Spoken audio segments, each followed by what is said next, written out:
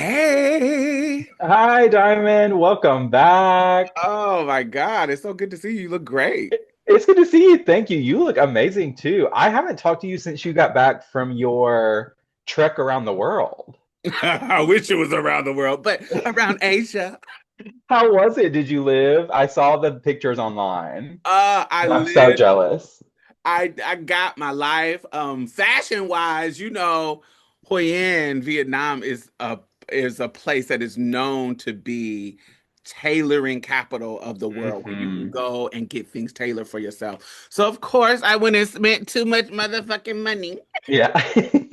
and got some things made, but I love them. I have already shown Oh, love. I've shown a couple of things on my Instagram and on my TikTok and TikTok. Meta. Um Right. but they're not gonna take away my joy. I'm still gonna post and let people see how fabulous I am. Um Exactly. but yes, that was a fashion highlight of being there was being able to get things made and literally you show them a picture of something and they literally figure out how to panel it and how to everything how to create it right there in front of you like they Mm. literally have you at a table and you're surrounded by cheap polyester fabrics, and you're surrounded Yeah. by luxury high-end silks and linens and so you can run Mhm. the gamut of what you want, girl. We have it Oh, here. I'm sure. So what you want? This is gonna cost you a little bit more money, but if you want it to look like that, but it be in a cheap fabric, we can do that too. What do you want to do? And we're gonna make it in right now in front of you with your measurements. I mean, and they measure your toenails, bitch. Nah, I'm playing, but they measure everything on you to um to just make it exactly how you want it. Like whatever picture you show them from coats, I got a let me it's right hanging up. Let me show Yeah, you. let me see. Let me see. I love brown coats, but I hadn't had one that was like that tan camel. So, Ooh, oh, the lining. so I got it in a silk, beautiful lining. But Gorgeous. so I wish I could see it on, but it's super long, and it's just a coat, like a Yeah, camo type of coat, and it's lined with this red silk fabric, and I freaking love it. I love that. And so I this is I also that same red kind of tan and red silk. I made a house robe in it. And so I got a navy blue house robe in that silk, soft, beautiful, and that kind of red and tan color. So, but I have you're gonna see throughout that I made a lot of stuff. I spent entirely too much, Good. but that Have was you done a lot of custom stuff in the past? certain things, yes, but this was way more accessible, which That's is what I was gonna ask. why. Okay. Which there's certain things that I was like, oh my God, I want to do this. Hmm. I'm a girly who loves bespoke things, so I need to show you this too while we're talking about it. Um, so I'm the type of person that if I have something in my brain and it doesn't exist, I'm gonna try to research to see if I can figure out how to do it. Right. So I am getting, Louis Vuitton um made this he was wearing Jaden Smith.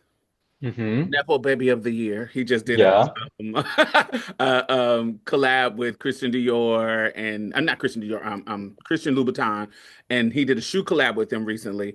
And a couple of seasons ago, he was in like this fire ass Louis Vuitton denim that was custom for him, and he had this bag that was like it was made of wood and it had this beautiful leather handle and Oh. it was almost like a fashioned up toolbox. That's what it looked like. It was made of Cute. wood. It was so cute. Like you can Google it and see if see it. But when I seen it, I was like, okay, I'm not gonna be able to afford that Louis Vuitton bag and that I'm not gonna be able to afford that because I'm a poor working class trans woman. Right. And because of that, I was like, but how how much would it be for me to actually get a woodworker to actually make something like this of my Uh-huh. own design that I can think of? And I was like, let me do some research. So I found a wood maker, and he is literally right now. He mailed me this today. I sent him a whole design mock-up, and he's literally building me a purse Oh my made of God. wood with the design, how with colors of wood. This is red gum, and I can't remember what that black and white is. Now remember, this is the early stage, so it hasn't been stained. Right. Da da da da da da. But he's literally making me a wooden purse that I designed for myself, and it was at a reasonable, sickening price. Nothing crazy, Period. That but is exactly so cool. I love that. just Oh, you're finding a kind. just finding a wood maker, and he doesn't live in my city, but he lives somewhere, somewhere. Now I'm like, Yeah. oh, and I found him because he is a fucking nerdy millennial like me, and he Hmm. loved fucking Zelda, and he made this fire ass box that revolved around Zelda that looked like a Triforce box. Yeah, how I was like, cool. oh my God, I love you. How much would it do things like that I if I sent you something or sent you a look, can you be able to do it? He was like, and I literally hit him up on the Instagram and was like, hey, would you be able to do this? And he was like, I have a lot of commissions right now, but I can start in December. Let me mock up something and get you a contract. And I was like, sure. And we sat and did a call, and we literally worked it out and worked the contract and the price out over the phone. That is amazing. I'm so excited to see it when it's done. Yeah, I'm so excited. So that's what I've been doing with my Asia trip. I was really focused on clothes and different things that I needed, that I wanted, that I couldn't find, even like a black coat, things that were unique to me that I wanted, and you get me something that's going to be in my staple. That's going to be my Right. staple things that I'm not going to get rid of. And so, yeah, I couldn't find one of those old school silk robes that was in my size as a plus size girly. I Hmm. couldn't find it long enough, or you get what I'm saying. I just couldn't do it. So I made specific intent to make things that I knew that I wanted in my core collection forever. And so that's what I did on my trip. I loved it, and then it inspired me to do other things. Good. That sounds so luxurious to like take care of yourself in that way and like build your wardrobe so what's the word? Intentionally. That's so I love that. And enough about me. I see that you are building your own management brand and all of those amazing things. Tell me about that. Yeah, I'm trying. I recently launched Boy Wife, which is my branding and creative design studio. Um, in this time of I just can't work for anybody anymore. So I'm like, I got to do it for myself.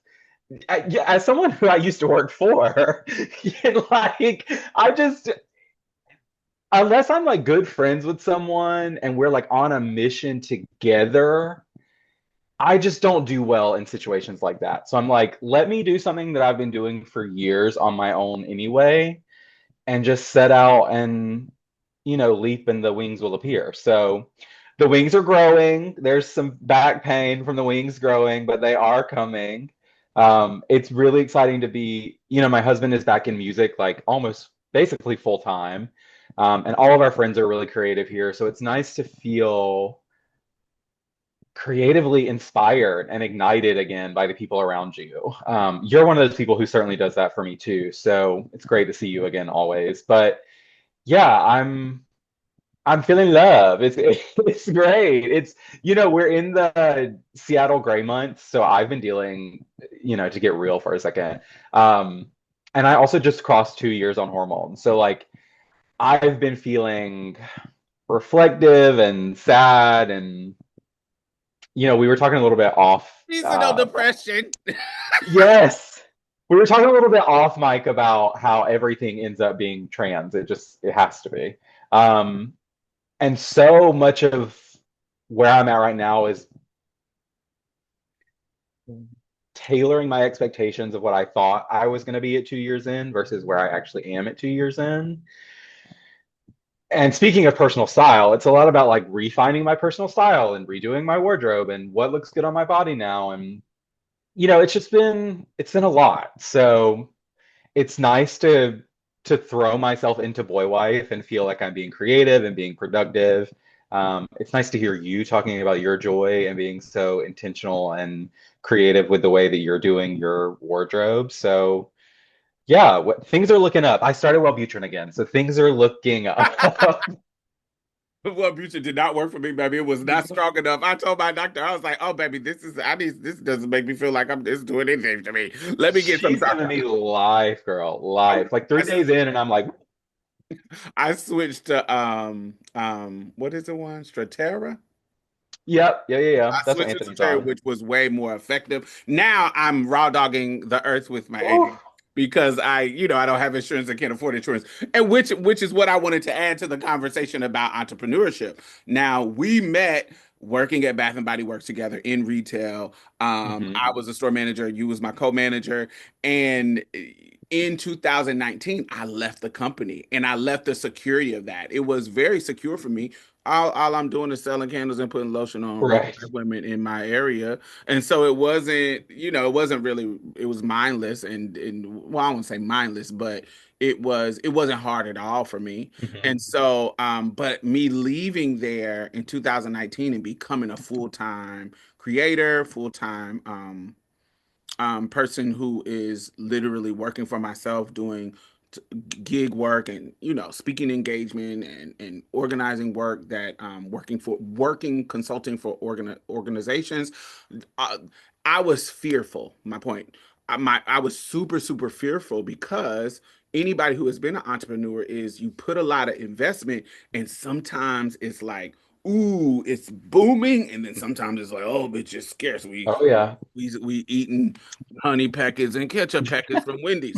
And so, it sometimes it's scary. And then sometimes, especially if you like, particularly me, if you a lot of your income come from individuals supporting people, sometimes the economics affect them. They like, baby, sometimes I get emails from people saying, I want to be a patron, but right now my money is funny and I'll be a patron later. Right. But right now, I just want to let you know. I'm like, you ain't even gotta tell me. As a matter of fact, let me refund you from last month, or you get what I'm saying. You ain't even gotta tell me Yeah. that, but I appreciate that you care for me enough to let me know what's going on. But anyway, sometimes the economy can affect that because another element is in entrepreneurship. As a queer person who is openly queer, sometimes politics affect how we can maneuver. Like I remember I hired somebody to get me brand deals because I'm a creative. I want to do the creative side. And can you Hmm. focus? Let me hire you to focus on doing the that kind of work. And Exactly. she says, Diamond, after a year of her working for me. And the deal we came up with that she takes a certain percentage of whatever money. You get what I'm saying? So it was never a risk in regards to like yes, I paid her for work, but anything that she got me, the deal was she gets a percentage of it, which was Right. cool for me. And so, but after a year of getting me after a year, she only got me one deal. And she says, Diamond, she was like, I have been pitching, and you have more listenership on your podcast and across your platforms than some of the cisgender people that I've been partnering with.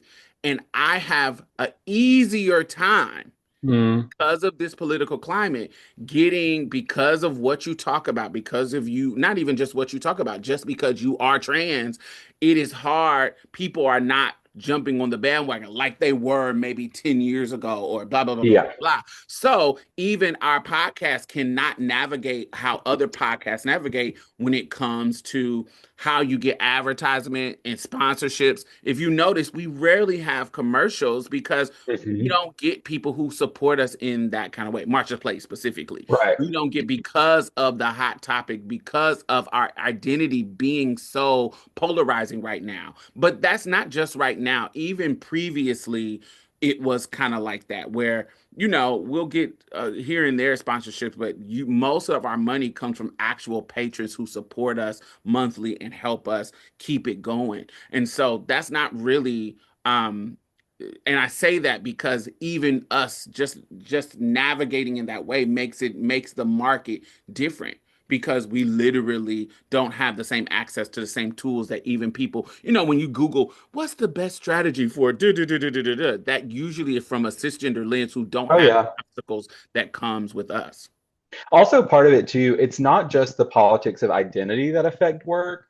For me, for someone who is in like creative branding and media, AI is fucking everywhere right now. And people think that they can just have AI do everything for them rather than paying artists to make any, like, especially if it's something small. Um, and I'm not here to browbeat anyone that uses AI, but it just it's hard. It's hard for people who are actual. Not that I'm calling myself like a real artist, but it is hard for people who are doing real work to compete out there. And you add on the layers of identity, and you lay on the economy and all these things. It's just like my God. Um, but if I don't try, I'll never know. So here I am. Yeah, we're going to keep going, and I think that's what I've learned throughout my life as a content creator is like there is going to be some down times, there's going to be some slow times, there's going to be some compromises that you're going to have to make Oh, for sure. in regards to living this life of an entrepreneur as a creative.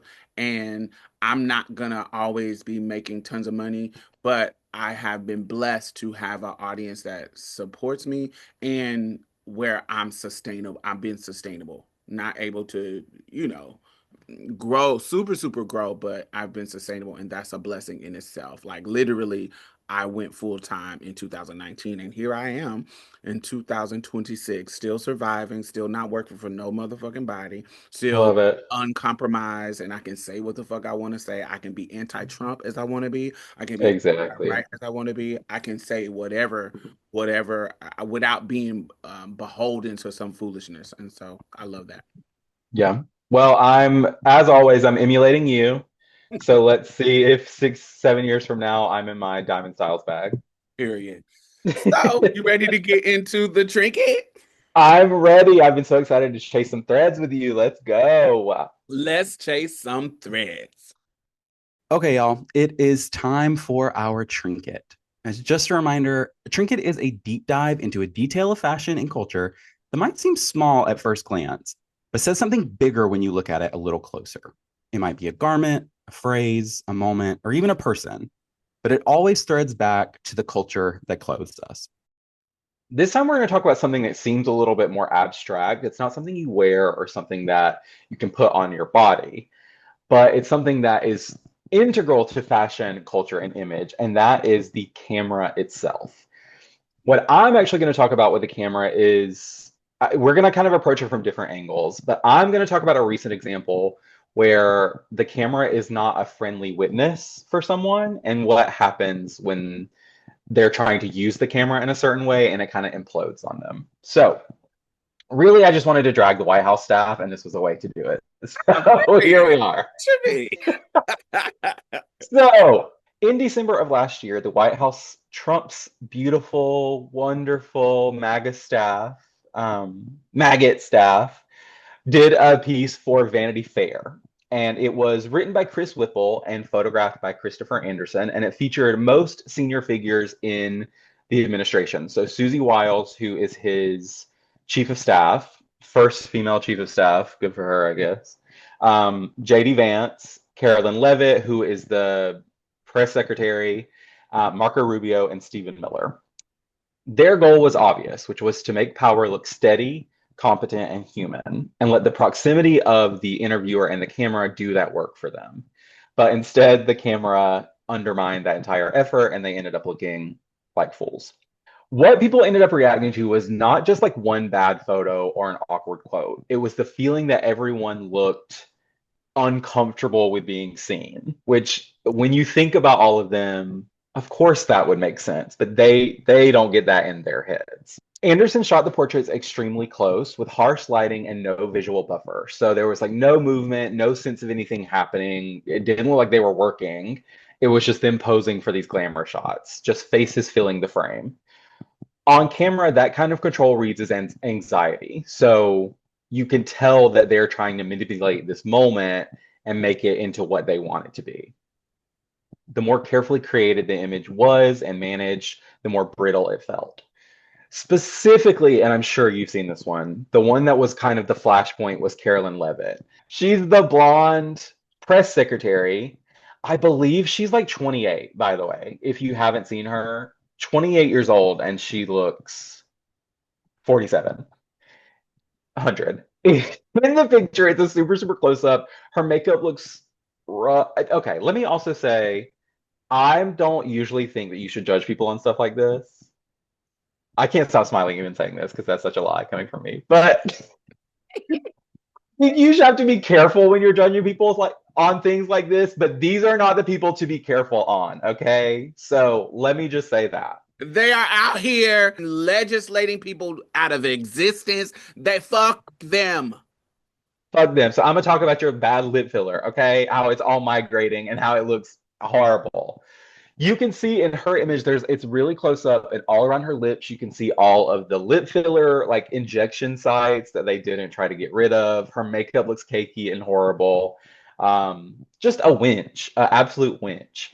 This tight framing and unforgiving detail led people online to fixate on her appearance, like I did, in a way that quickly overwhelmed the article itself, which aside from just the images, I know we're talking about the camera and the images of that moment, but even the article itself, if you haven't read it, was so insane. I mean, what else do you expect, like I said, from the Trump White House? But his own chief of staff called him an alcoholic toddler, I believe. Like it was wild that they thought this was going to do any public good for them.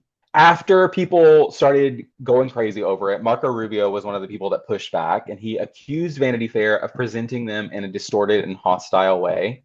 But Anderson quickly came out and defended the images and said he did not alter them and that it simply recorded what was there.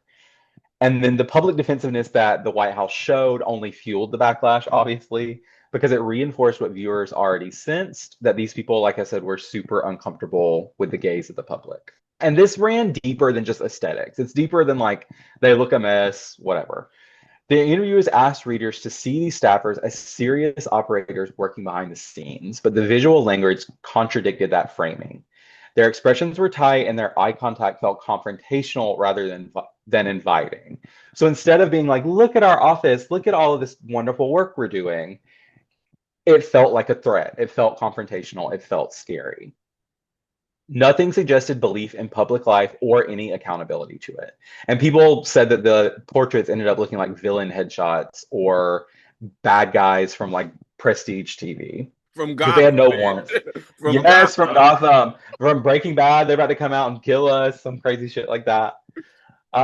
Also, of course, the timing made this thing even bigger because the spread arrived in a moment when the public was already saturated with images of masked agents, raids, detention centers, and enforcement culture.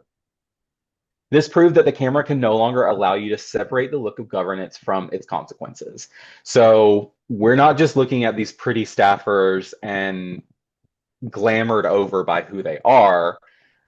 It's just reinforcing the shitty things they're doing because we have collapsed them and this visual identity into that one thing. And that is the real failure of this piece, I think. It assumed the camera could still manufacture legitimacy through access and polish. So they thought, be as honest as possible, get as close as possible, and this will endear us to people. But the camera actually can't do that when you're an evil piece of shit. It just amplifies the contradiction of how bad you are. When power is exercised through control and punishment, the lens sharpens that reality instead of smoothing it over. So Vanity Fair did obviously not expose the White House by accident. It was the camera that simply just did its job. It told truth to power when they did not intend to show it.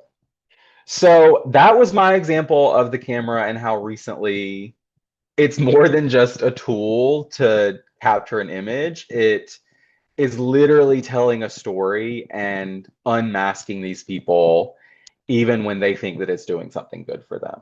And I want to add some historical context to this conversation too around photography and using the camera as power. This is not new. No. When the camera was created, immediately people started to know and use it as a political tool to change the minds of people. One person that comes to mind for me in particular is going to be Frederick Douglass. He literally, I know we know him as a orator, and he has a book on his slave narrative that kind of opened the eyes about his experience as a slave. And so we know him as that, and this kind of relic of that era that shined a light on it. But he, one of his tools was photography. One of his tools was to actually use photography, and actually, he was the most photographed man in the 19th century, and that was Oh, wow. yes, that was intentional. He literally sat down to take pictures he got like 160 portraits using his image to kind of change the narrative. What when you think about him in the pictures that he took, what he was intentionally doing is using the camera to dismantle racist caricatures. If you think about it, at the time, him presenting himself as this like stern dignitarian person that is meticulously dressed in high fashion things, in fashion that wasn't typical to the slave. What he was doing Right. was countering the Sambo archetype at the time. At the time, there was minstrel shows. There was even white-led media that was depicting black people eating watermelon and being stupid and being slow and being da da da da da da. He was combating that image by showing actually this is how I look, and so if there's somebody trying to sell a dream that I'm not dignified, that's a fucking lie. Here's some pictures of me so you can know that I am just as dignified as anybody else. And so he anticipated the power of this visual medium, so much so that he did a lecture on it called Mhm. Pictures in Progress, where he argued that the ability to see oneself and others through that lens was essential for social evolution and the pursuit of justice. So he literally, in his writing, talked about the power of the photograph and how it can change people's minds about people, because you're able to see people in a different way, in a more humane way. Right. Other examples where kind of the camera and people using the camera as a tool to change people's mind really quickly is going to be like the image of the young girl running from a napalm attack in Vietnam. The picture is called "The Terror of War" by Nick Ut in from 1972. It shifted America's public sentiment against the Vietnam War, and it fueled like anti-war movements. Like that's a picture that was super, super powerful because we care about children, or we try to act like we care about children. Um, Right. Also, another one is there's a picture by Dorothy Lang in 1933 that talked about the migrant mother, and we're going to talk about migrants later, which prompted basically it was humanizing the statistics in the Great Depression, and it prompted the U.S. government to rush to do emergency aid to the starving farm workers and redefine like this was an image that redefined documentary photography. And last but not least, super, super famous, and as a black woman, really, really important. When we think about the pictures of Emmett Till being in his casket in 1955, his mother, Mamie Till Mobley, decided to publish the photos of her son's lynched body in the Jet magazine. And it literally acted as a foundational spark for the civil rights movement. Like there's a difference when you actually can see, look at what they fucking did to my baby. Yeah. Look at what these motherfuckers did, and don't look away because people were saying Mamie, don't leave the casket open. Don't, almost like, almost like it's more dignified to close the casket. No. And she said, no, this is my baby should not look like this. My baby, my 14-year-old child should not look like this based on some fucking lies. And here you go. You need to see it. I don't need you to think about how it is. You need to fucking see what they did to my son. And that was so Because you know what, powerful. even in this moment in 2026, as a white person, I'm hearing you say he was 14, and I'm realizing I forget that. I forget that he was a literal child because that's just not how I picture it in my head. But he was a baby, like a child. Yeah, Yeah. a 14-year-old. Think about Yeah. I'll be 45 this month. I'm thinking about what I had just transitioned a year before. Hmm. 14. I was just going into high school. 14. All the things that I've learned, all the things, the maturity that I have, all the things, choices that I made, I wouldn't have been able to do it if somebody murdered me at fucking 14. That's crazy. And so Crazy. for her to have the courage and deal and the insight to know that I need to show my baby in this casket and use black media, the current black media of the time, to publish them. I just thought that that was powerful. It was brilliant, and it definitely put shined a spotlight on the brutality of that time. And last but not least, that I wanted to add about the camera and photography, I want to talk about film itself, how Kodak for decades, the technology that they use was calibrated using what they called Shirley card, a Shirley Oh, yeah. card, Hmm. and it referenced an image of a white model to kind of balance skin tones during the processing of the film, because the film chemistry was designed to capture like light complexions. It failed to resolve the details and nuances of darker skin, often leaving, like black subject, like black actors and black extras looking either underexposed, muddy, or even featureless. And so it shows you how much that they don't care about our image in regards to even making the technology. And so we started to see a shift, a commercial shift, ironically, based on some objects. Um, it wasn't until like the 60s and 70s when people, white people, complained that they couldn't capture furniture. Like furniture manufacturers was complaining that they couldn't capture the beauty of their dark wood grain and all of the complexities and beauty in the wood, the brown fucking wood. They complained about that, and Kodak began to adjust its color science when it comes to their For the film. furniture. Before the, not for the black people, for the furniture. And so they finally released films, stocks that were capable of accurately depicting like a broader range of human skin tone. And so even that, the film in a camera has political nuances in it. Do you see what I'm saying? And so I That's wanted to bring crazy. that up because I think it's important to know around even what is used.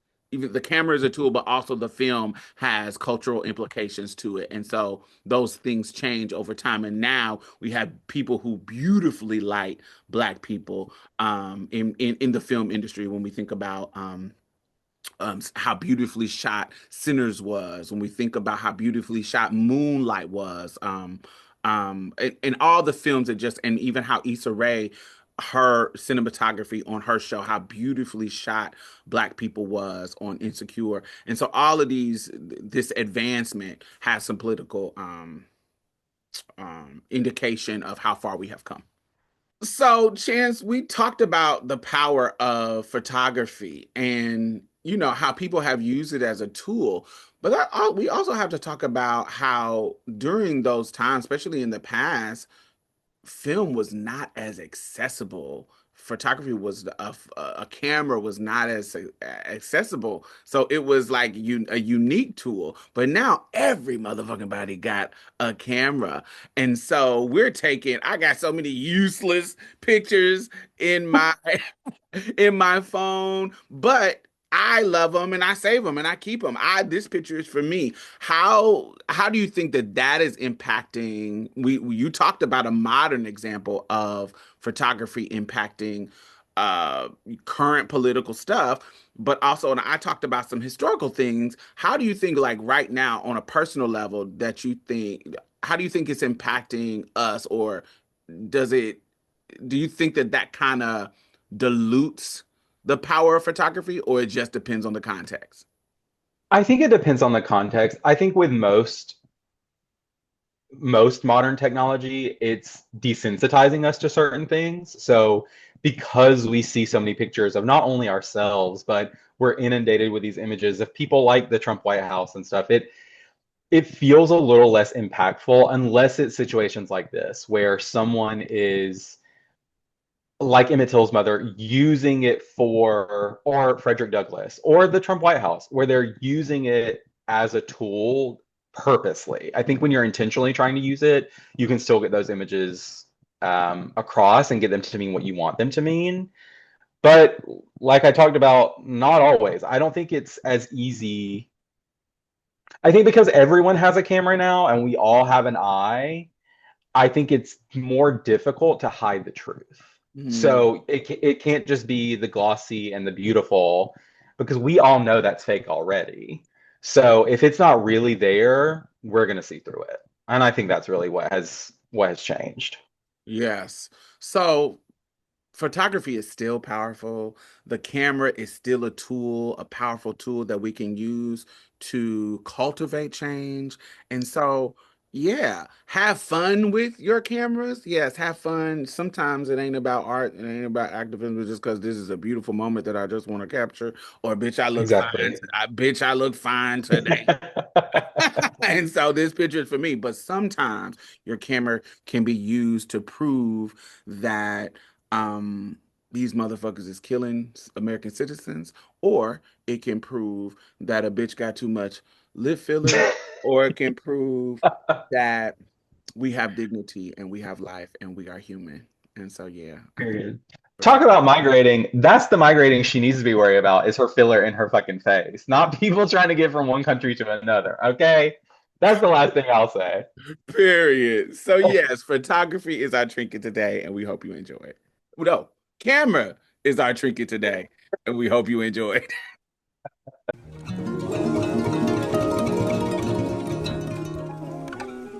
So we've talked a little bit about photography, cameras, and the aesthetics of power. I want to keep talking about that a little bit more and follow that thread, into what's currently going on with ICE, the overrunning of our country by secret police, um, and kind of what happens to our perception of them when they look the way they look. And I want to follow that logic a little bit into the detention centers once these migrants are arrested or detained and kind of talk about what's happening to them there. And we're going to see a through line through all of it. So, one thing that keeps coming to my mind that will not leave my head, we've all seen it by now, videos of raids, arrests, and public violence circulating online, including in the videos of the shooting deaths of Renee Good and Alex Preddy. It's groups of ICE agents standing in public space, moving together, visually unified in a way that signals authority before anyone ever says a word. So before they start screaming, before they start demanding anything, you know what's happening just by looking at them. Their appearance speaks first. It's heavy tactical gear and dark palettes, sunglasses, and their faces covered, usually almost completely. And you know exactly what they are the moment you see them. Not because you read who they are, but because you're reading what they are. And that distance is not incidental. That is obviously the point. That's why they're dressed like this. That's why they look like this. Specifically, one of the things I want to talk about Which, who would have known 10 years ago that masks would become such a hot political debate in the United States, from COVID to now secret police? Like, we can't stop talking about face coverings. Shit, that should have been the trinket. Just masks, I Man. know. They rule American life now. And it's because they change the encounter between people so specifically. So in most interactions, even like tense or hostile ones, there are small signals that we as humans will exchange with each other to kind of let us know what's going to happen next. A glance or a hesitation or even a moment of recognition of that other person's personhood or where they're going through. But when the mask is involved and the face disappears, those signals disappear with it. What remains does not feel like one person responding to another. It actually feels like a procedure advancing forward, regardless of who is in its path.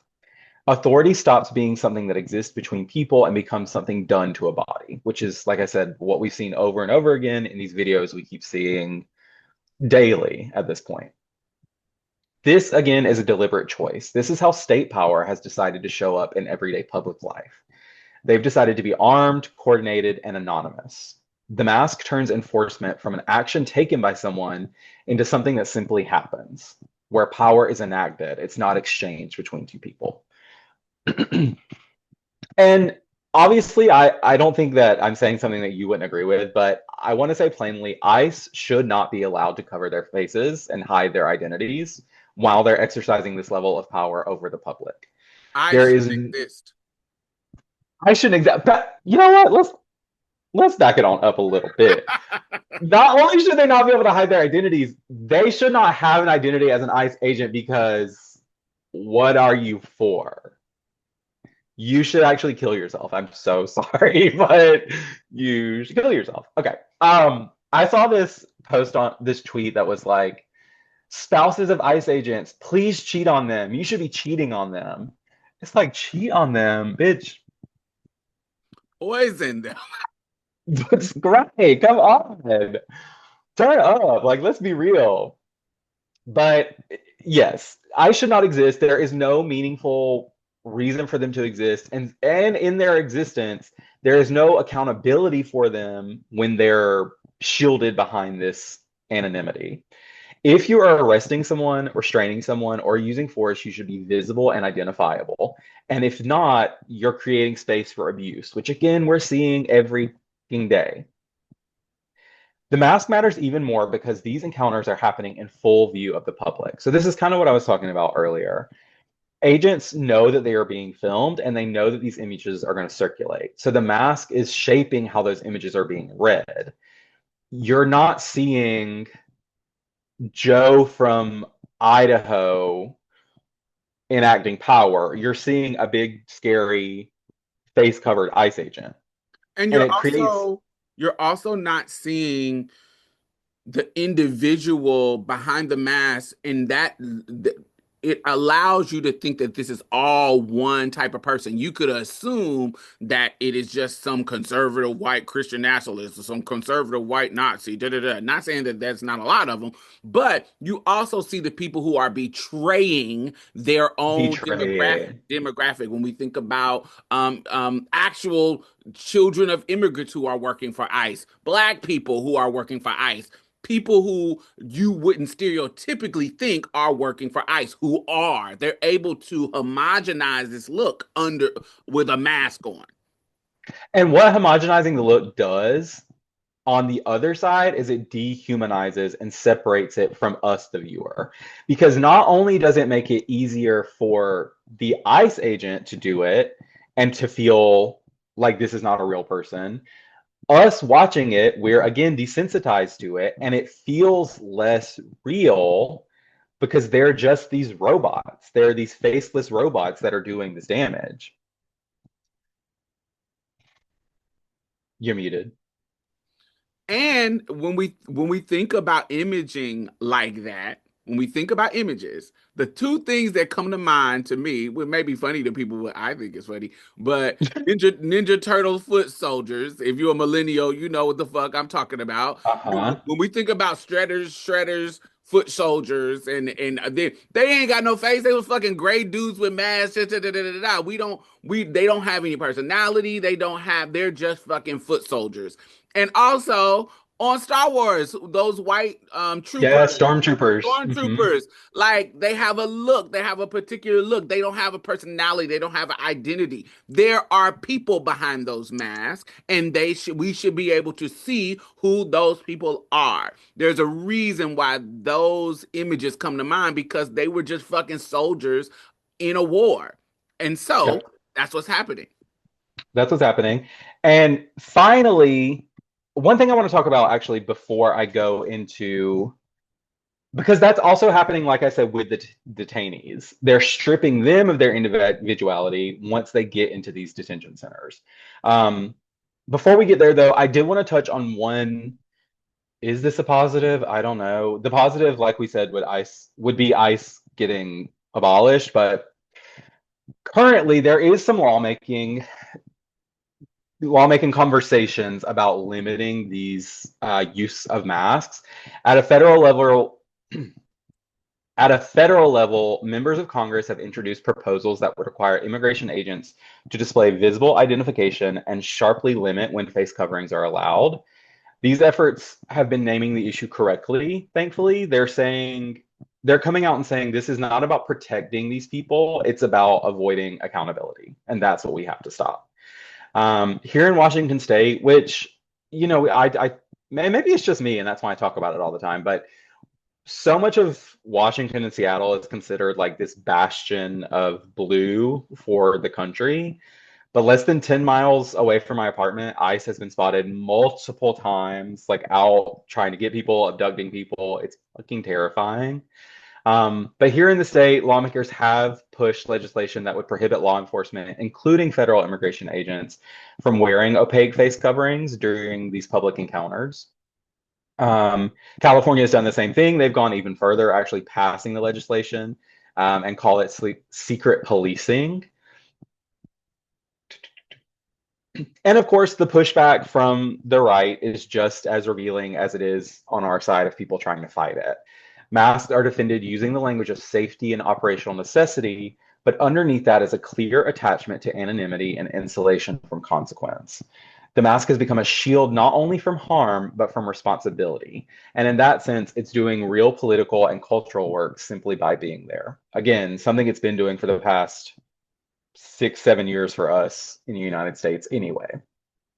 So if you follow that same logic into the immigration detention centers, you can see how it continues in a quieter but more disturbing form of this flattening people to a visual thing. Reporting and images are now showing that clothing inside detention is assigned to categorize people. Different colors mark different statuses: intake stage, housing placement, risk level. The specifics vary by facility, but the structure stays the same. Color becomes information. Now, as I was writing this, I was also thinking, wow, this is horrible. Have you seen these images that have come out of the detainees and like these different colors?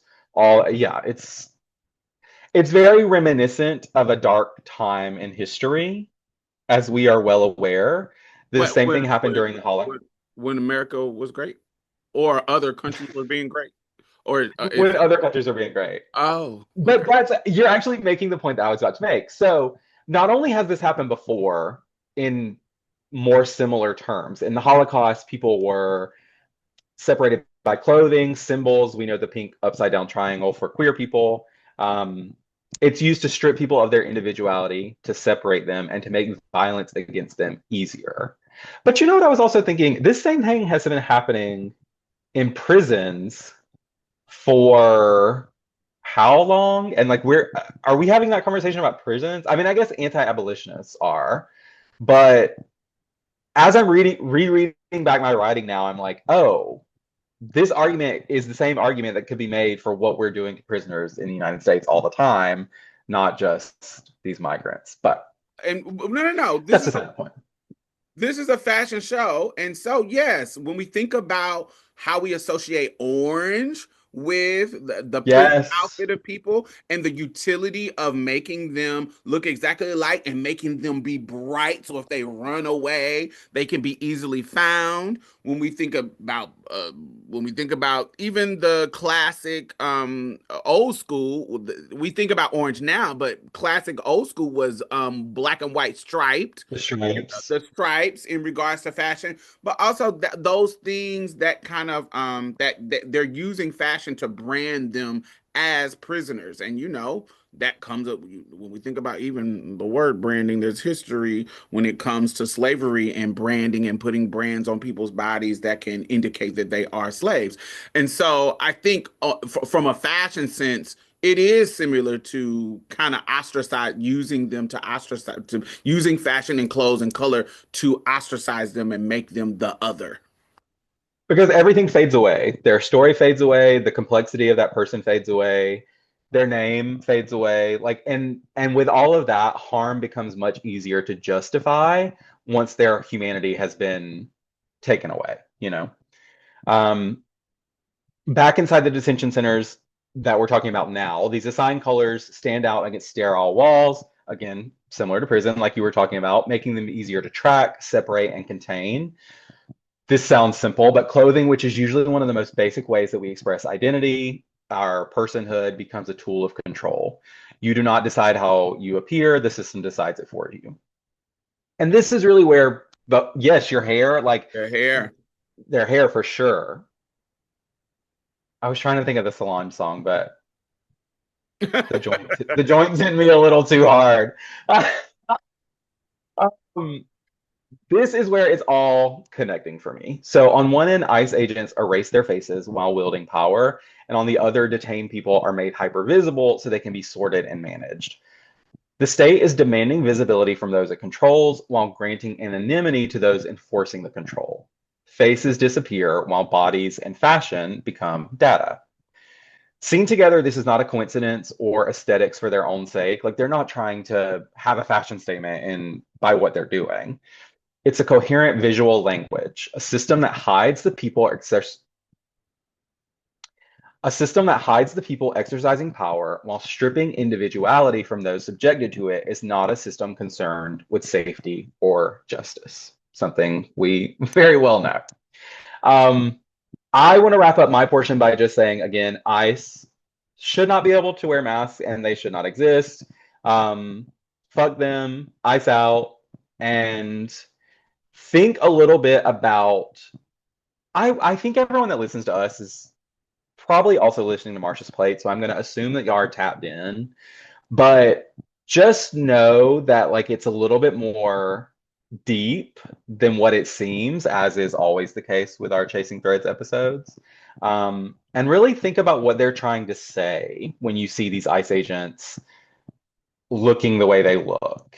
And what it's reminiscent of when you see these images. If you haven't seen the images of the migrants in the detention centers and the different color-coded outfits, it really like shakes something because it just makes me think of the Holocaust.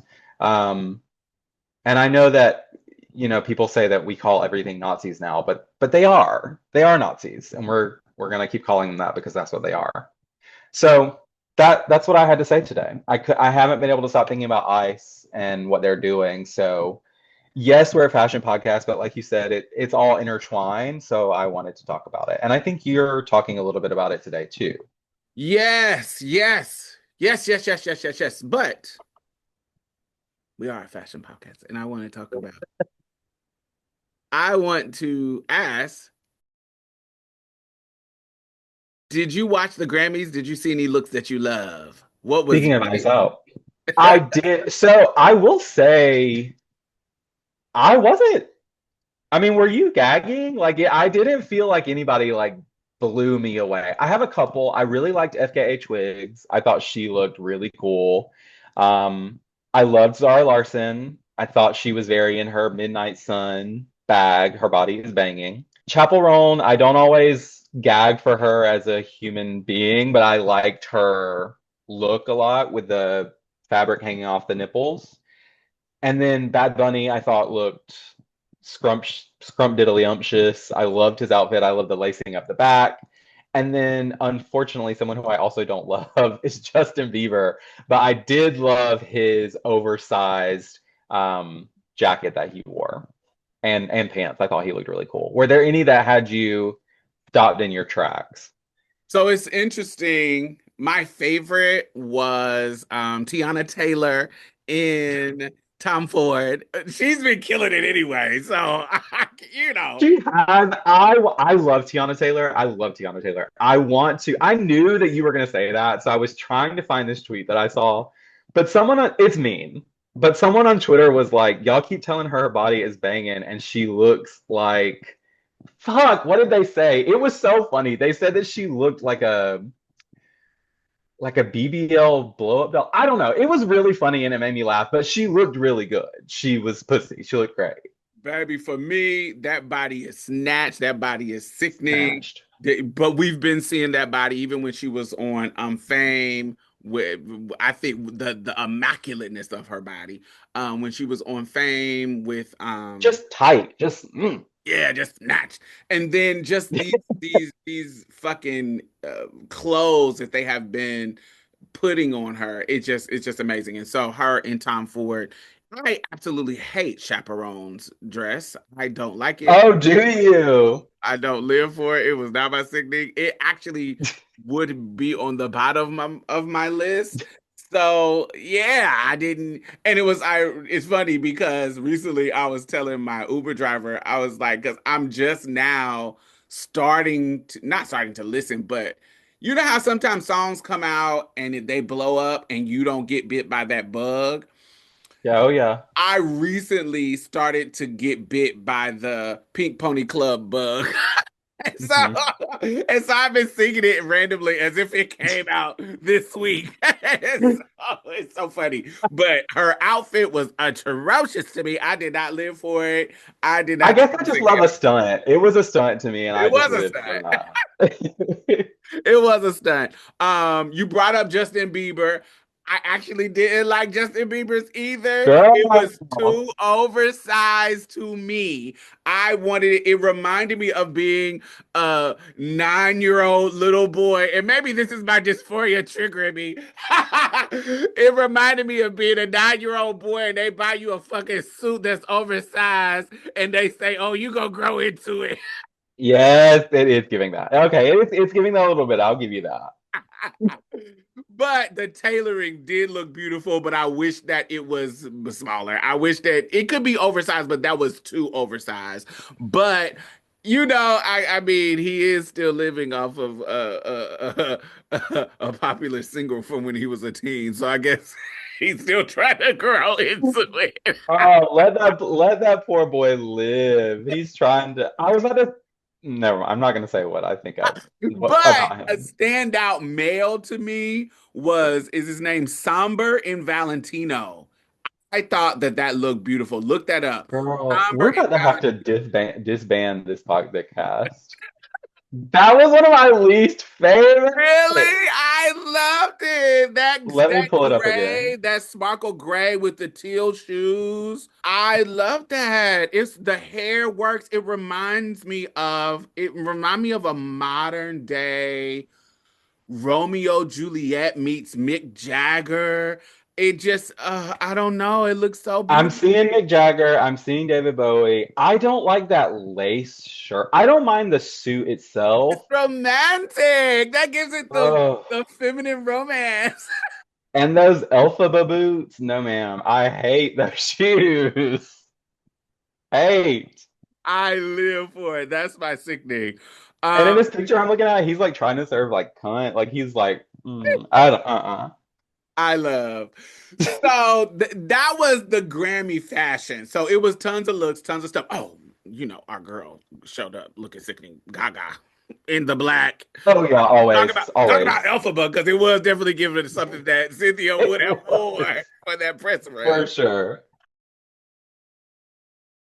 But I actually, in my topic, I want to talk about what the acceptance speeches. So in the Mm. spirit of what you were talking about as well, the fucking immigration issue being something so big that it showed up in a lot of speeches. And so I want to talk about that. I want to talk about this connection with how it dominated, and I want to talk about the trans connection because we are trans people. Hmm. And we're not immigrants, and so I want to talk about the parallels, key similarities and differences in the trans issue and the immigrant issue. I think we don't talk enough about how those two things, why are they enemy number one in our culture right now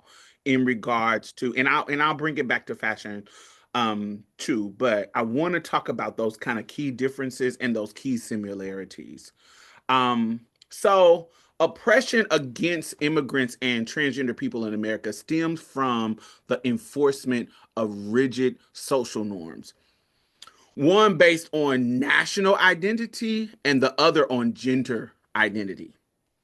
Conservatives often focus on these two groups because they represent significant shifts in traditional structures, specifically national identity and gender identity norms for on a political and sociological perspective. Several factors are driving what we see today in regard to these two specific groups: cultural preservation.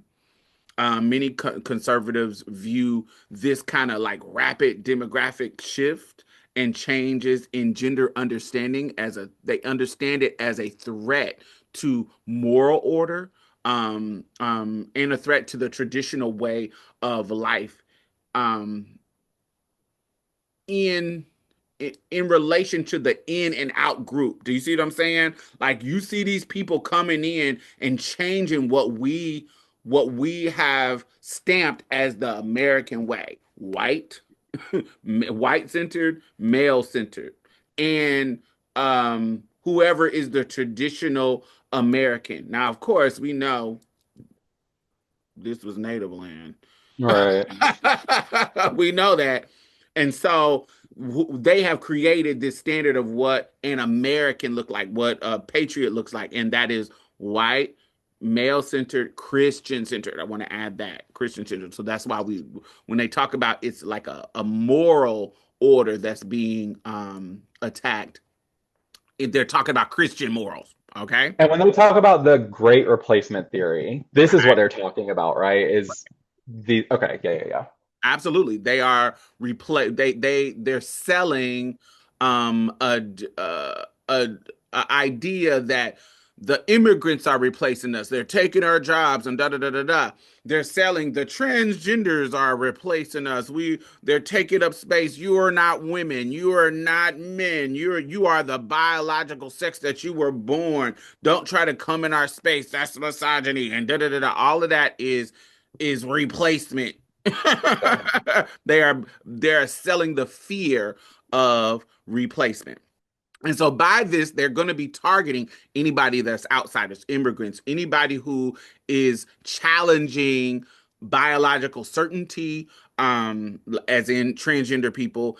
And this helps to for them by attacking immigrants and attacking trans people. This helps solidify a sense of identity that is shared, between the group that they want to be the privileged group that they feel is the ones who we should focus on, which is white, Christian, male.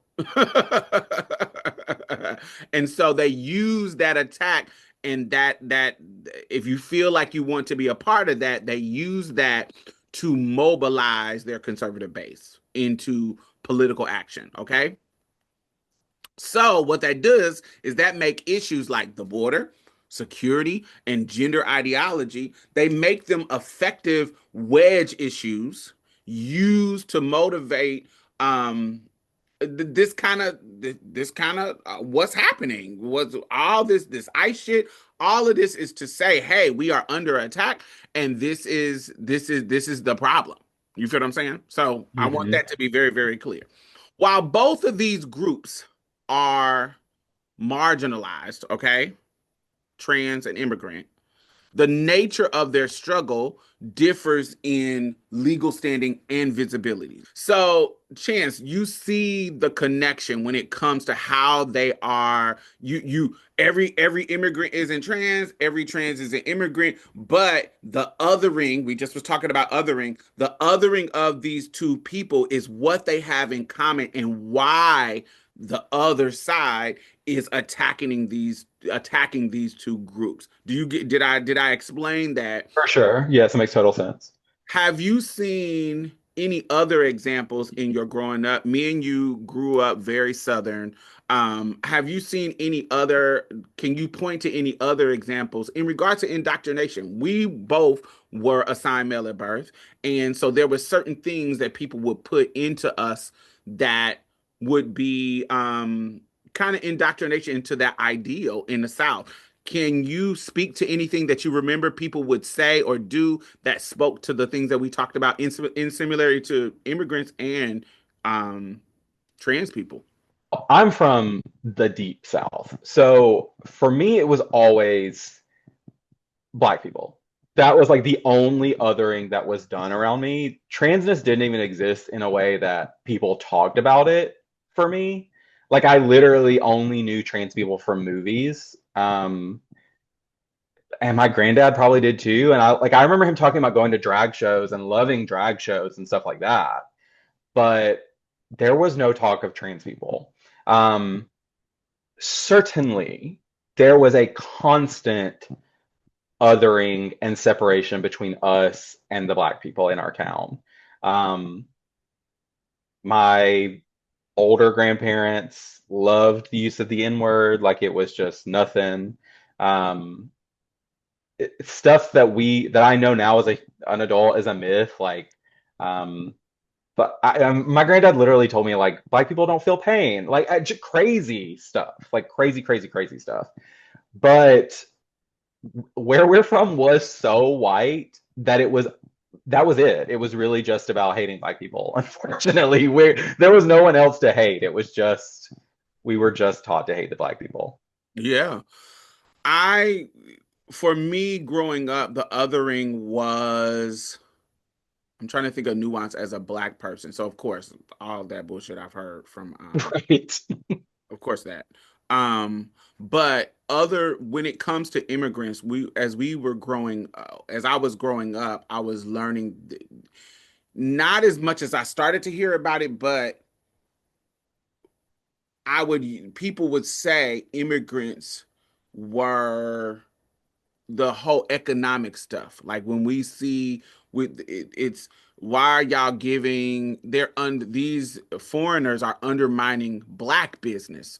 These foreigners, why are y'all Uh, going to get your nails done by the Koreans and the Asian and the Vietnamese when you can go to the black girl and get your nails done? Why are you going to they're just stifling money from our culture. And this doesn't mean that these things um there aren't some truth inside this, but there's some nuance too when we think about how some people would get loans who are immigrants who would get loans to do businesses that black people in black neighborhoods, but black people weren't able to get loans to mhm. do businesses in black neighborhoods. And so there is some nuance and truth within certain things, but also it makes them other. It sets the foundation for what would come later in the sense of selling us as selling to us that these motherfuckers are coming in taking our jobs. These Yeah, motherfuckers are coming in and causing problems that or they have an unfair advantage because they are not black. Not saying that they're on some level that is not true, but it right. creates a rich fertilized soil for us to grow myths that are not true when we Hmm. talk about the contributions of immigrants in the country, when we talk about the how much money they actually give to our country, and what they actually can benefit from. The myth of, oh, they're coming in and getting welfare and getting healthcare. I'm like, they can't even do that because they don't have the documentation. Right. And so, Right. but if you've already sold me on a othering and they are against our community, then that's easy for me to believe. It's easy for me to run with that type of lie, and that's kind of myth making. And so for me, that's what I was told. I was told that it's us against them, and us doesn't just mean white people. It's these model minority motherfuckers who white people actually kind of prefer other than us because as long as you're not black, now Right. some of them are, it doesn't matter if you're not white, we don't fuck with you. But some Hmm. of them is like, oh, we don't fuck with the black people. If we can get a good Mexican to come and work on our construction site, we'll hire them. If And we, see, I think that's how it was for me because it was always the hardworking Mexicans or like it was very that type of vibe. My dad is Mexican, so please no one come for me. But that was always the vibe. It was again, it was that proximity to whiteness still was better than being black. Like that just was the messaging I heard. right. And so I think I wanted to talk about how kind of we both grew up in with kind of Southern coded and how that kind of showed up in our indoctrination. So that leads me to talking about while both groups faced systematic marginalization, the nature of the struggle differs in legal standing and visibility. The key similarities to me, I think, are going to be the violence and safety. Similarities, violence, and safety is an important thing. Both groups experience disproportionately high rates of hate crime and physical violence. We literally are seeing people being detained, attacked, beat, shot, da da da da da da, in regards to their immigration status. But we also see that in regards to the trans community for different reasons by different groups. But you get what I'm saying? The violence is still there and the lack of safety is still there. And that's a Mhm. similarity in both of them. Economic barriers, discrimination in hiring often leads to like high poverty rates and unemployment and under the table work for both of these communities. So clock that. I want you the economic barriers. If I don't have the ID or if I'm not able to get better work and I have to do these jobs that are underpaid and still pay taxes, but they are underpaid, I got to have multiple jobs or I can't find a job because people if I don't pass and I look trans, I can't just go and get a job because people are going to treat me differently and discriminate. I remember working in Bath and Body Works. We went through the hiring process. So you know how the hiring process goes. We sit down and interview people, da da da da da da da. And one of the girls came and they were trans. And so, I'm doing the interview, and I can tell before she even comes around the corner and I even see her that there's something happening. There's some Mm. kind of tea about to be either spilled or something is different about her based on how my staff was responding, saying, ooh, Diamond is about to gag when she comes around this corner. Do you see what I'm Wow. saying? Because I can tell how Yeah. they're doing. Now, mind you, you work with me. You knew I was trans, but I don't talk about being trans to my staff. It's just something that I just don't do. And Yeah. so only reason why I did it with you because we connected and you get what I'm saying, you was about to be my second hand person and so we Yeah. needed to have an understanding. And so in that regards, I don't talk about being trans. So a lot of people didn't know that I was trans at work. And so they're thinking that I'm about to gag. And so here come Jasmine around the corner and obviously trans, painted, highlighted, Mm. she's Hmm. trans clearly. And so she sits down and in throughout the whole day, she was one of the best interviewers in on that day she was one of the best interviews and it was me and my co-host, right? My co not my co-host, my new what was it called? Co-manager. And so she comes in and I feel like if I was not trans, it would have been a bigger issue. Yeah. You get what I'm saying? If I Yep. was not trans, based on how my staff was doing, I had to be the example. I made sure that they knew, hey, any of that going on, we literally in our fucking mission is inclusion brings us Right. closer together, and that's literally in our mission. And somebody seeing a trans person on the staff can make them feel safe and come in and sell with us and buy with Mhm. us.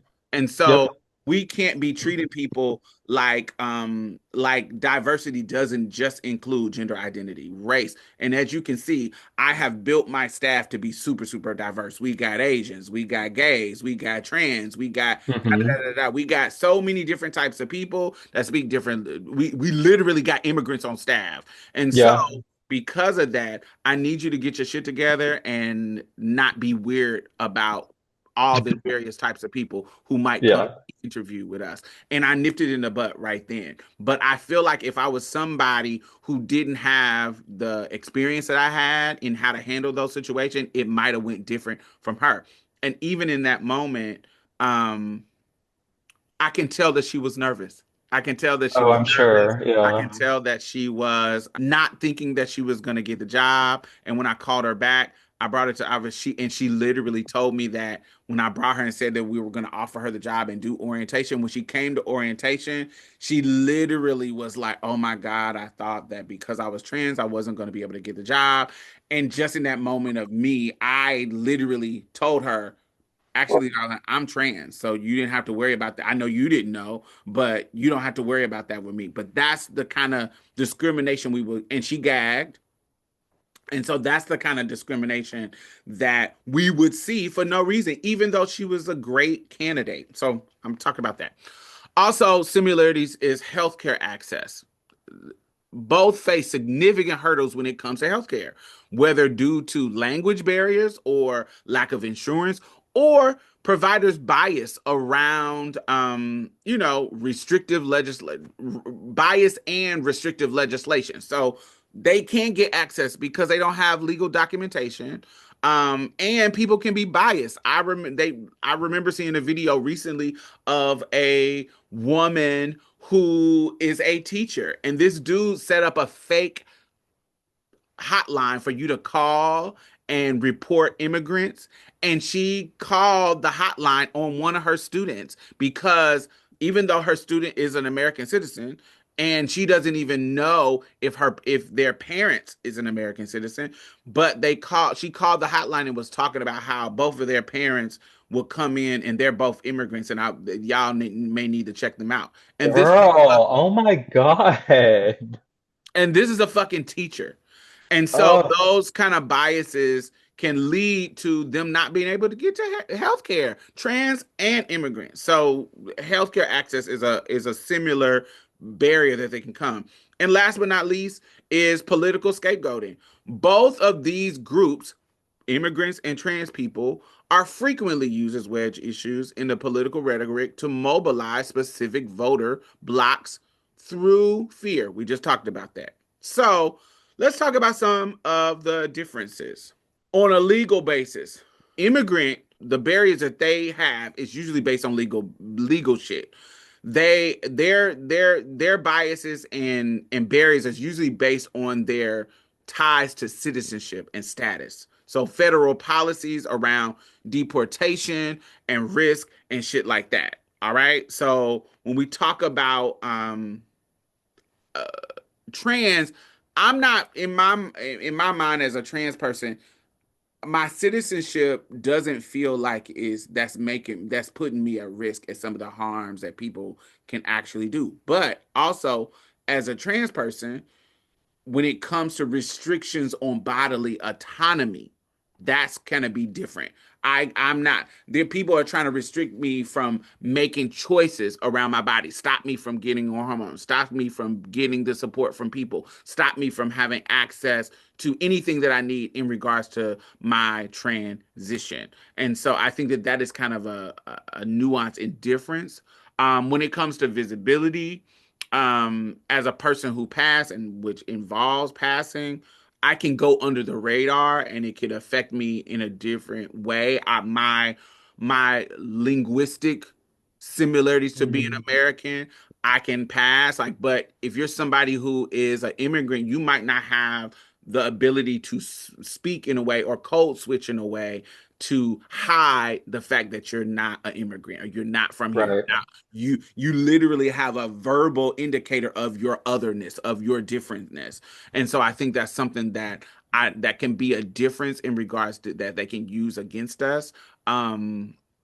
And can be a target toward different groups. Now, there's some nuance to that. Now, I don't feel like I'm at risk of this, but there are some black people who look like normal Americans, but they are from Haiti. They are from other Latinx countries that you're not used to seeing dark skinned people from because the colorism and shit like that. And so they come here in America, and even though they're immigrants, they look exactly like us. So if ICE come in and raid a group of people and they might get an American citizen. They shouldn't be doing any of us, but they might Right. just might get an American citizens because they're looking for a particular thing. And if you look like a particular thing, then boom, let us wear you out.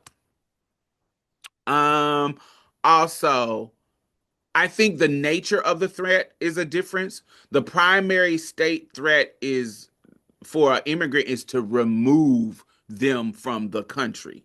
You feel what I'm saying? I don't think Yeah. that trans people that is particular unless you are at the intersection of immigrant and trans.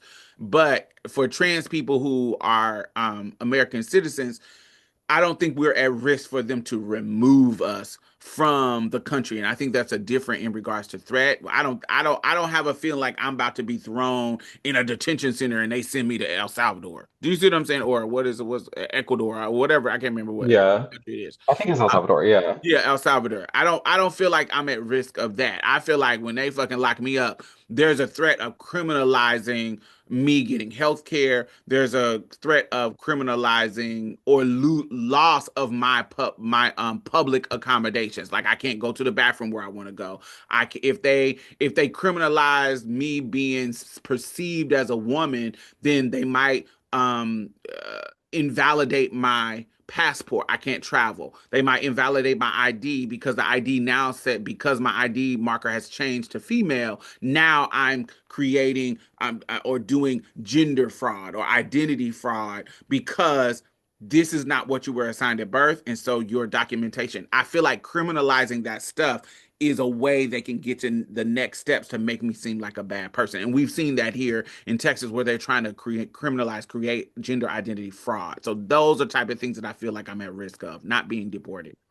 What do you think is the next step, though, if you don't feel that they're trying to remove us from? I mean, I also don't think they're trying to like pack us up and ship us away, but I do think that they are trying to remove us from public life. And like, because if not, what's the other option? If they say that we can't be trans on our passports, we can't go to the restroom we want to go to, if we can't have a trans ID, if they're not trying to get rid of us, are they just trying to make us detransition? Like, what do you think they're doing?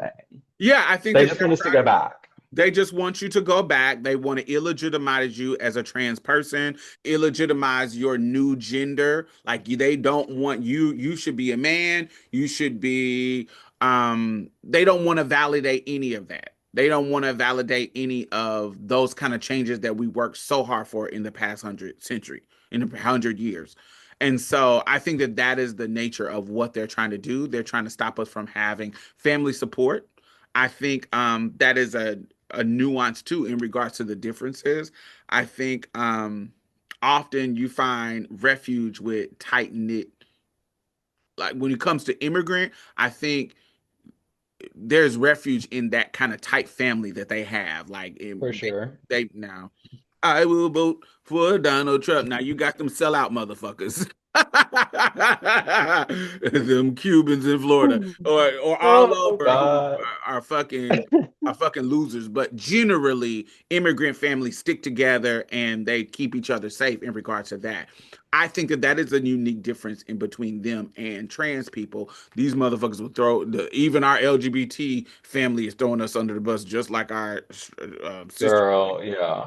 So Yeah. I don't think we have as that kind of close knit family. Now, of course, we have allies and chosen family that fucks with us hard and deep, but I think there's a difference in severity and difference in depth. Maybe that's not the right language, but I think that there's a difference. I think that that family support shows up differently because we're trans as opposed to just being an immigrant cisgender person. I hope that makes sense. Hmm. Um, Yeah, for sure. we rely on chosen family where they can have chosen family and their real family because they don't Yeah. have the identity thing to throw that pushes them out of the cisgender culture. Those are some of the key differences and some of the key similarities. And I wanted to talk about even from a fashion standpoint. Fashion is deeply intertwined with these political movements because clothing is a primary tool of gender expression and cultural expression. It has been a central target and in regards to legislation um and to be a part of like making clothes something that can not kind of regulate identity, I guess that's what I would say. When we think Hmm. about legislative restrictions that have to do with clothes, there are many drag bans and anti-trans bills that use broad language to target anyone wearing clothes or making up difference from their any difference from their sex assigned male at birth or sex assigned at birth, not male at birth, sex assigned at birth. These effectively turn into potential legal issues.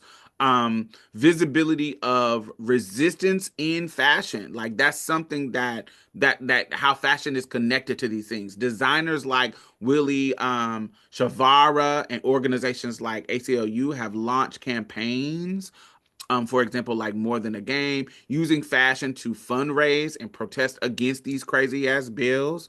Um, and also conversely, corporate backlash, like larger retailers have faced like in how fashion is connected. Larger retailers have faced backlash because and political pressure to boycott selling anything that has to do with being gender neutral or trans Hmm. inclusion, leading them to scale back on even pride shit. And we had many years, like if we think about Target, many years where if I wanted to find some pride shit, I'll go to Target because they always had a section for the kiddies during Pride. And any kind of inclusion collection, like when it comes to Juneteenth, when it comes to Black History Month, all that kind of stuff, they stopped all that because of the backlash, the conservative backlash. And we don't think about this as a political movement because I think it's kind of covert. But even the aesthetic of the trad movement, Oh, yeah.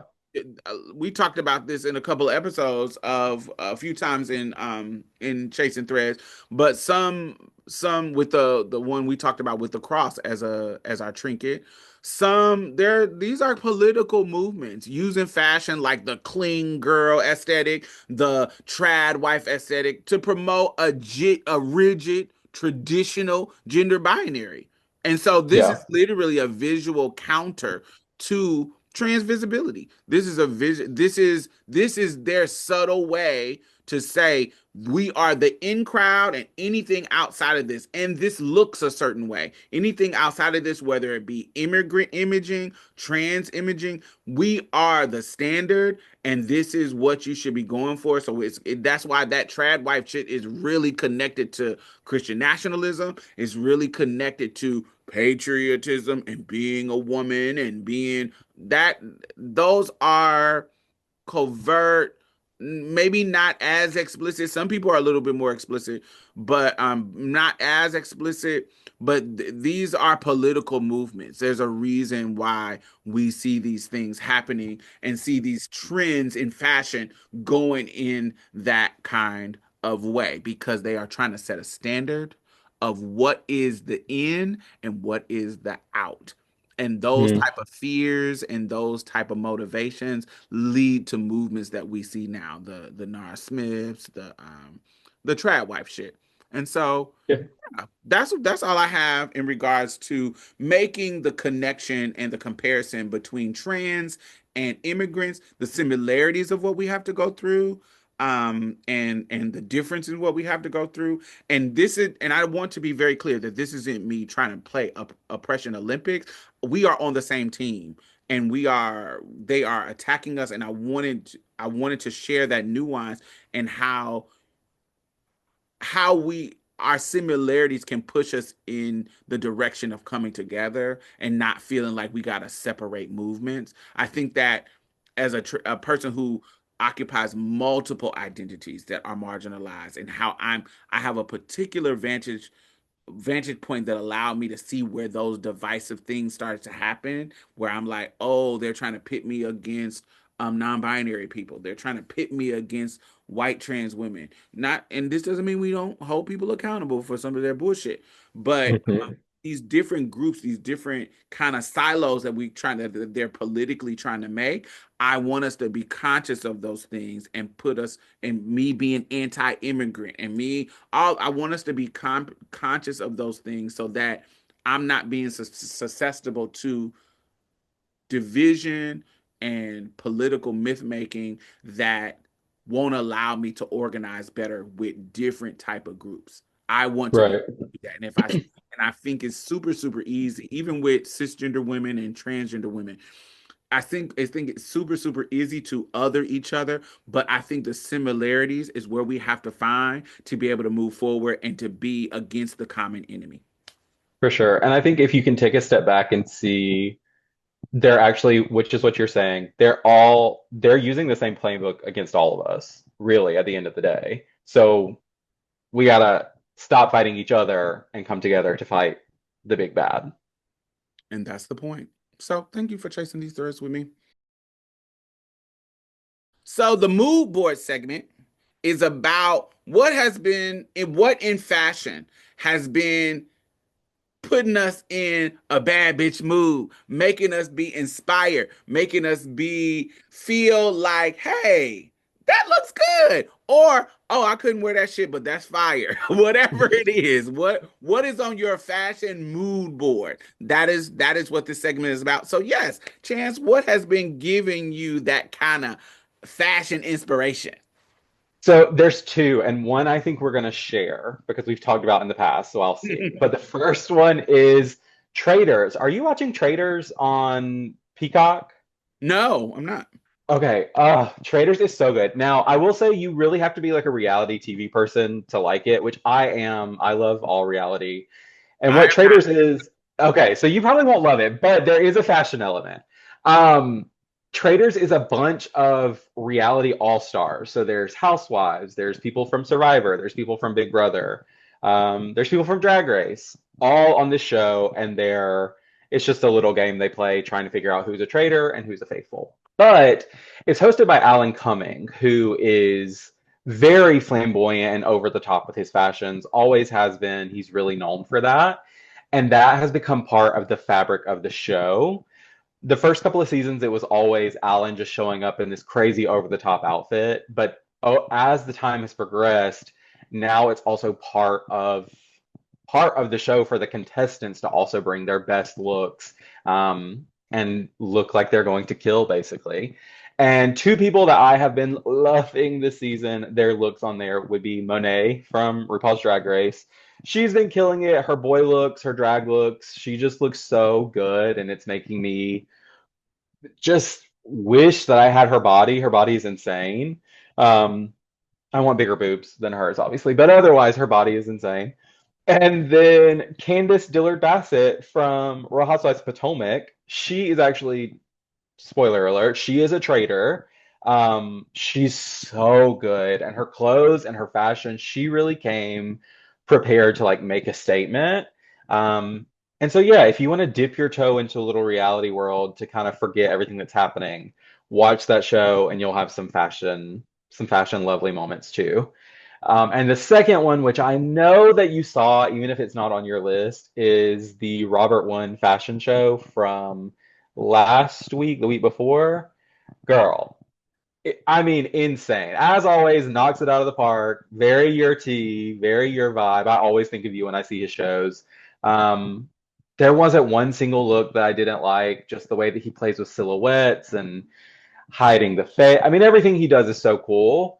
And it really, his stuff always inspires me to dress better and to make a statement and um, to have a little bit of fun. So those are the two things that are really giving me some fashion joy recently. What's it been for you?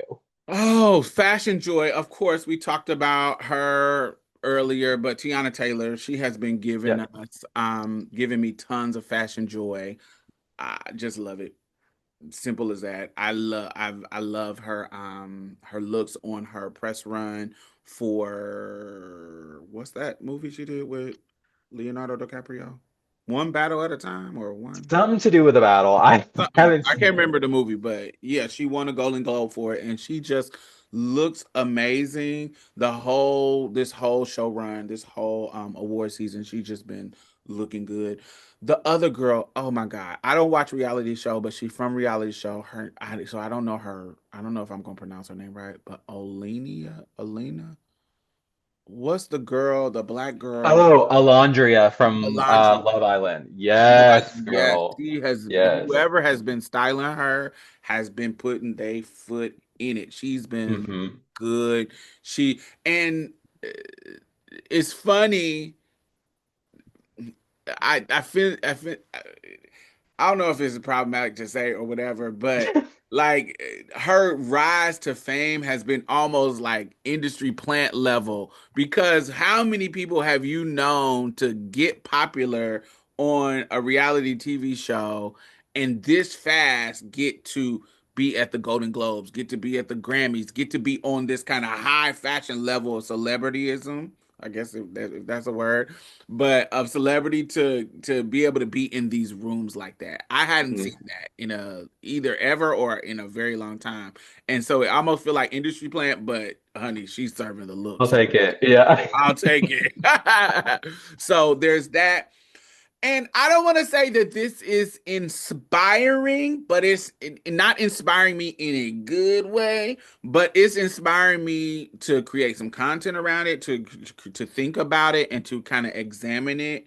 Um this kind of backlash against the role. You remember that kind of content creator that was kind of championing them, and it turned into this huge ass thing where she had to break up with them in a on a public blog. But also that paired with how the fashion insiders are aligning with certain rich people. Like think about Jeff Bezos and his wife going to, and them being able to be on Vogue. Styled by Law Roach, by the way. She was styled by Law Roach. And I'm like, what are you thinking? Yes, yes. So Anna Wintour kind of her being the Bezos being like the supporters, financial supporters of the Met Gala, and her and Anna kind of tipping around looking at stuff, and then La Roche being her stylist. I'm like, ooh, this just seems so ugly and late and tired, and I don't like it. And so, Yeah. but not inspiring me in a positive, but inspiring me. The positive is I want to talk about it and I want to examine it. I want to tell, and I want to, you know, just kind of keep my eye on how people are showing their true colors with their alignment, and not necessarily that they are conservative, but that money does they don't have any integrity in regards to who they will work with, who they will work for, and and it also make sure not only while I'm looking and judging other people, because I am looking and judging, how do I turn that eye to myself in regards to how do I choose who I want to work with and when is compromising my integrity, and where's the line and all that kind of stuff. I think recently, like TMZ contacted me recently, and people were like, "Oh, you should do it. You should do it." And I'm like, "No, I don't want to. I don't want to be on their show. Not because I don't want to be on TMG's show, but I don't want to talk about what they want me to talk about. And so, if you want me Yeah. there talk about something else, sure, but." on there just to talk about some bullshit. No, I'm not doing that. And so, yeah, that's inspiring me. That's what's on my mood board. Those things. Tiana Taylor. Um, and one last thing, Arc Raiders. I've been back into gaming, and you get what I'm saying. I fashion wise on that game, there isn't a lot of nuance and choices that you can make around your look. And it's so interesting you in your look on your character, and it's so interesting that you have all of these white characters, these options to look like a white person. Yeah. But when it comes to being a black woman on the thing, you only got a couple of hairstyles, unless you want to use the white people's hairstyles. But you can do that. But I'm talking about specifically black hairstyles for yourself. They put no thought into creating hair for that black character, whereas the other characters that you have in regards to white people, it's showing you so many different choices in How regards. old of a game is it? It came out in September 2025. So it's new. and so Oh my God. and so there's tons of games like Dark Age Inquisitor. There's tons of games on the option that have had more option for you to choose um um black characters and choices of hair and choices of skin tone. Like there's only one skin tone. If you want to pick a black Oh character, my God. In um 2025, 2026, that's so crazy. there's no customization. And so yeah, I'm thinking about that. It inspired me to make my character as black as fuck and to try to have a look that I want for myself. And so even though it's hard, so using other tools in the game, and so fashion wise on a that level, it's inspired me too. So I've Yeah. been feeling inspired to do that. That's a good one. I've been getting into 10 years late. I've been getting into Fortnite. Um, and but you have to do you have to spend money for the skins? Like, is that how it works? I really don't know anything about Sometimes it. or sometimes. See, I'm just on there still looking like a brick, like the first one they give you, because I'm like, I don't know how to pick other people. I don't know how to do any of it. I'm just gonna look like this. But that is such a fun part of the whole gaming experience is like creating an avatar who looks like you. And it is such a bummer to hear Or looks that like you there's want. It doesn't even need to be looks like you. Looks like you have the flexibility to make a character that look like you want it to look. right. And if you are given the freedom to make whoever you want, give me all the colors of the fucking rainbow. Like, why are you not giving that to me? That's crazy. Hmm. Well, Chance, thank you for chasing threads with me this week. I learned so much. You brought some perspective that I can kind of uh chew on and just kind of uh, think about in regards to all the other parts of my life. And so, yeah, I had an amazing time. Me too. I'm always happy to see you. I always learn a lot. I actually, my wheels are turning now for next time we get together. I need to talk about Law Roach and how he doesn't have a backbone. I need to talk about the gaming industry. We still got a lot of threads to chase. Yes, we do. Make sure you follow us on Instagram, Chasing Threads Pod. Is that's the right name, right? I think that's right. Yeah. Yes, Chasing Threads Pod. And yeah, we will listen to the other episodes. They will be linked in the bottom. And yeah, we will see y'all next time. We'll see you when we see you.